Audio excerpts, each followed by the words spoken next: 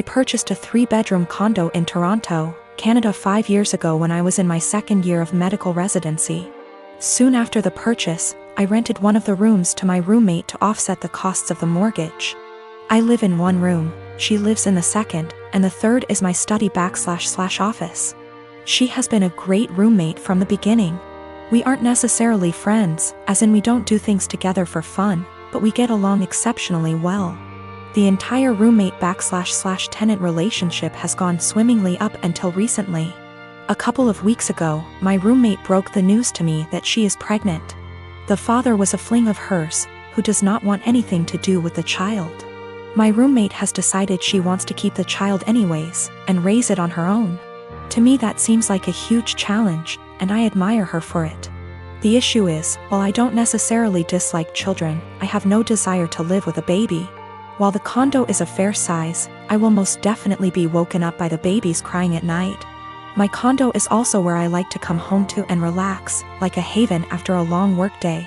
And the idea of coming home to a baby honestly seems absolutely chaotic. Especially since this isn't my own child, i.e. one that my girlfriend and I decided to have / was mentally prepared for. As difficult as it was for me to do this, I told her essentially what I've written here. And that it would be best if she finds somewhere else to live. I am not rushing her out or anything like that. I have given her 6 months notice. Since any later than that will come too close to the birth. She was honestly quite taken aback by this, and thought that I was being cruel. Her primary concern is that rent has gone up substantially in this city since she signed on with me. I haven't increased her rent since she moved in, so she's essentially paying 2015 rent. She works as a waitress, and will likely need to find a lesser apartment to keep within the same budget. A couple of other considerations are that she was out of work while restaurants were closed. But I did waive her rent for that period. All of the furniture is also mine, aside from her bedroom, so she would need to figure something out on that front as well. Aside from all of the child expenses. I understand her position, and I feel horrible about the situation, but I honestly can't do it. I haven't been able to give life much thought lately, as work has been quite busy. Firstly, I have a friend in real estate, and I'm going to see if they can help her try to find some affordable listings. Secondly, as I don't plan to take on another tenant after her, and can afford to do this anyway, I have decided I'm going to waive her rent for the remainder of the tenancy. This will hopefully give her a bit of a boost to get on her feet. I consulted an attorney to be 1000% sure, and this is perfectly legal. Since I live in the unit, the eviction laws are much more lenient. Her baby will become a toddler, and a toddler eventually becomes a school-age child. Will it really be any better to do this later on? When I came home from work today, I told her that I wanted to discuss the overall situation. Before I even began, she actually apologized to me for how she spoke to me, and for expecting that I would be okay for her to raise her child here. I told her that her apology is totally unnecessary, as her reaction was completely understandable considering the uncertainty of her future. I then told her that I would waive her rent for the REMA. My brother-in-law has always been a bit of a ruckus. Just a very jolly guy, used to be a hard-partied when I first knew him, but not so much now. I mean, he still likes to drink and he smokes weed, but nothing compared to how he used to be. He stays in the basement apartment, which is a full apartment, separate from ours, with a kitchen and bathroom etc. In our house ever since he lost his apartment. He has never really been able to keep a good job, no college education, and also ADHD. And we live in NYC, so affording rent is impossibly hard lately. This was supposed to be a temporary thing for him, out of desperation because he lost his apartment. I should say that he has gone through multiple phases of depression from just living hard much of his life. I remember seeing him when he was in his 20s and he was just a damn mess. Living in shit apartments and working shit jobs, and I remember he was super depressed, like, you know, that kind of depressed. For a bit around a decade ago because of how awful his life was. And it was awful. I won't sugarcoat it. He was getting mugged in his area constantly. His apartment was horribly small and he worked horribly long hours. His ex-wife was awful to him and cheated on him. But in the past 2 months that he has been here, he's been an absolute joy. To both me and my wife and also our kids. We all love him so much. He clearly loves the basement. It's even bigger than his old apartment, and just in general it's in a much better location. He has said, multiple times, how much he loves it at our place. He also is just a great guy to have around. He is a blast with our kids and he always cooks food for us and is just a general great, funny, charismatic guy. He got a new job, working 60 hours a week at a shit job. And now he wants to move out to his friend's place all the way in Coney Island where he would be spending half of his paycheck on rent. At first, we were like, okay, well, this was our agreement, he was eventually gonna leave. But then we kinda had a family meeting and realized, hey, we want him here. I don't even care if he pays nothing in rent, he's great to have around. Just to be clear though, we did tell him he would have to pay something a month, a number we haven't decided yet. When we told him this, he kind of thought it was a joke, but then he agreed. He was very happy about it, and we were too, and we were kind of thinking like, he's a member of our house now, you know? But then he changed his mind suddenly, and was saying how he doesn't want to be a freeloader and that he thinks we are just allowing him to stay because we feel bad for him. He really will not listen to us at all when we say that we actually want him to stay. Even our kids, teens, have tried getting him to stay and he just won't accept it.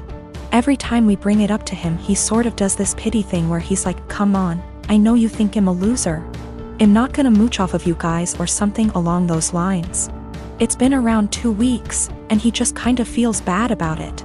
It is absolutely a pride thing for him. He technically plans on moving out in the next few weeks. But we really want him to stay. And we know that he would love to stay. I feel like there is really no chance this is some kind of deep down he hates it here kind of situation. This is 100% a pride thing for him.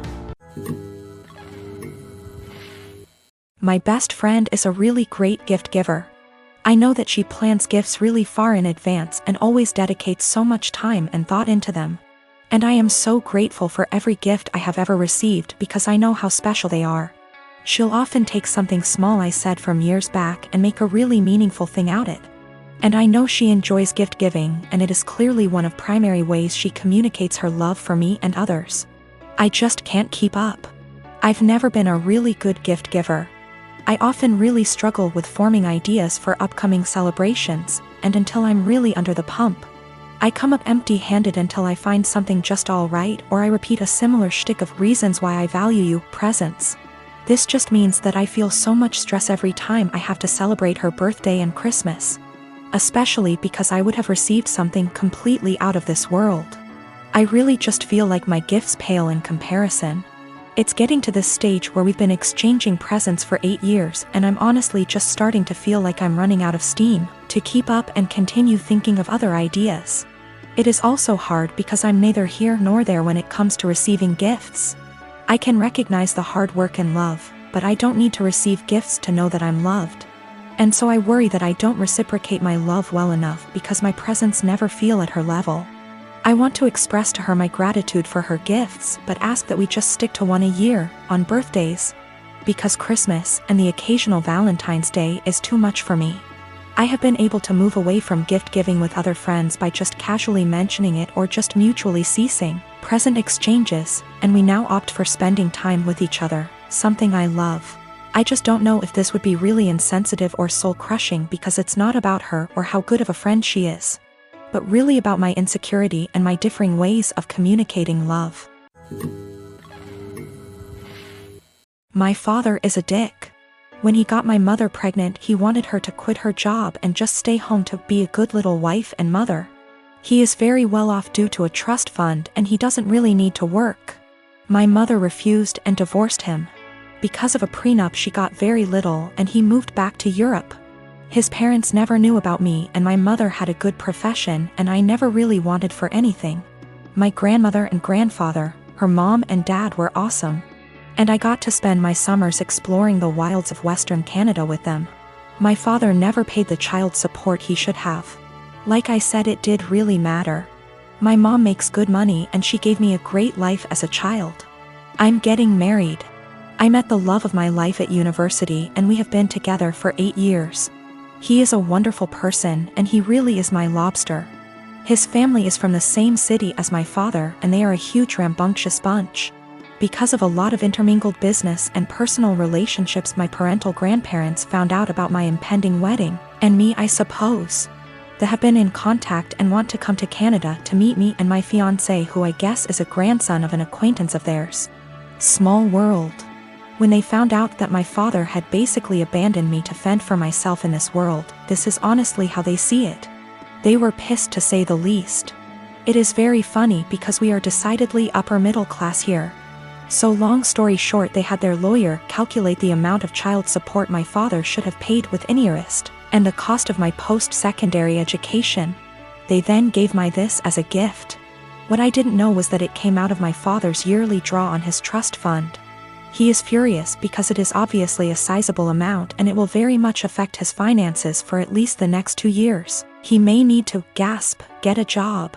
He has been contacting me and telling me that his current wife and children will be negatively affected if I don't give him back this money. I don't really need it. And I guess I am entitled to it, and I am getting a trust fund now as well.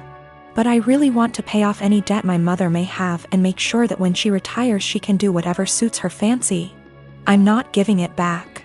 My half-siblings will not really be affected. They have trust funds set up already and their tuitions and fees and stuff are covered. My grandparents' family sets these up when a kid is born. One of the reasons my father is upset is because since he didn't bother to tell his parents about me, they did not set this up. They have since taken a good chunk of his trust fund and used it to set mine up.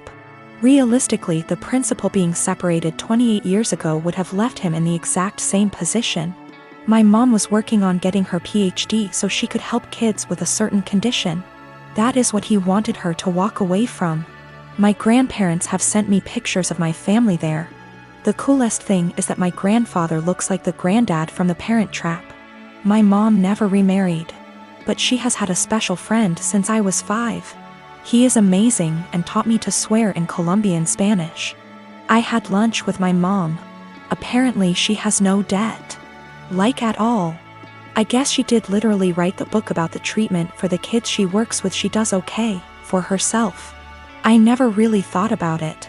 We decided that what would be best is to set up a scholarship for people who want to go into her field of study. Since I am now a trustafarian, I can afford to do this. I am, however, going to book her and her friend a trip for after my wedding. And I am going to go pay off my car. My half-brother has posted about this. He has a slightly different viewpoint than myself. He is not in any way coming after myself or my mother. He is a young man who is disillusioned with his father.